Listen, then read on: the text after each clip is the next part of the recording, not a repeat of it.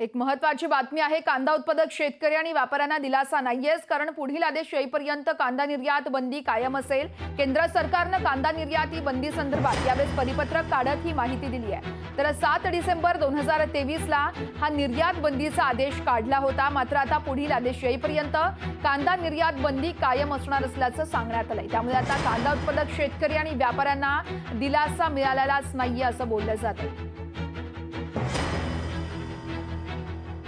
सर्वसामान्य माणसाला दिलासा द्यायचा म्हटला की फक्त शेतकऱ्यांच्याच मानगुटीवर पाय द्यायचा, हे सरकारचं धोरण आहे, ते अतिशय चुकीचं आहे। या देशातले शेतकरी आत्महत्येच्या मार्गावरती आहे। दुष्काळाची परिस्थिती, कसं जगावं हा प्रश्न आहे। अशा काळामध्ये बाजारभाव पाडणं हे योग्य नाही।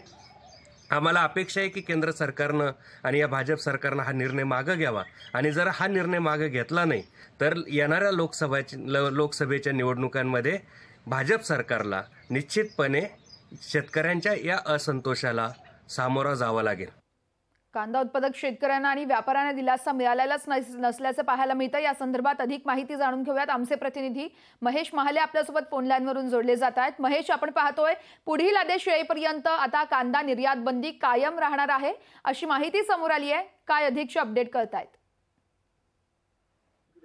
नक्कीच वर्षा, खरं तर 7 डिसेंबर 2023 रोजी केंद्र सरकारने कांदा निर्याती बंधक एक पत्र काढलेलं होतं। यामध्ये 31 मार्च पर्यंत कांदा निर्यात बंदी लागू केलेली होती। याचा जो फटका होता तो शेतकऱ्यांना आणि व्यापाऱ्यांना बसलेला होता। मात्र आता 31 मार्च जवळ आलेली होती, त्याच्यामुळे शेतकरी आणि व्यापाऱ्यांना कुठेतरी दिलासा देण्याचा प्रयत्न किंवा त्यांची जी आशा होती की निर्यात बंदी आता खुली होईल अशी त्यांच्याकडनं आशा व्यक्त केलेली जात होती। मात्र त्या आशेवर साफ पाणी फेरले गेल्याचं दिसून येत आहे, कारण की निर्यात जी बंदी आहे ती जैसे तेच ठेवण्यात आलेली। एकूणच लोकसभा निवडणुकीच्या पार्श्वभूमीवर मतदारांना आणि नागरिकांना खुश करण्यासाठी केंद्र सरकारने हा निर्णय घेतलेला आहे। निर्यात बंदी जी आहे ती तशीच ठेवलेली। याचा जो फटका आहे तो मोठ्या प्रमाणात कांदा उत्पादक शेतकरी आणि व्यापाऱ्यांना बसणार आहे। त्यामुळे आता आगामी काळात हे कांद्याचं जे वातावरण आहे ते पेटणार आहे। यामुळे शेतकऱ्यांची जी नाराजी ते केंद्र सरकारवर कायम असलेले जे चित्र आहे ते पुन्हा एकदा दिसून आलेलं आहे। निश्चितच, त्यामुळे आता कांदा उत्पादक शेतकरी कशा पद्धतीने पुढची भूमिका घेत आहेत हे पाहणं महत्त्वाचं आहे। महेश,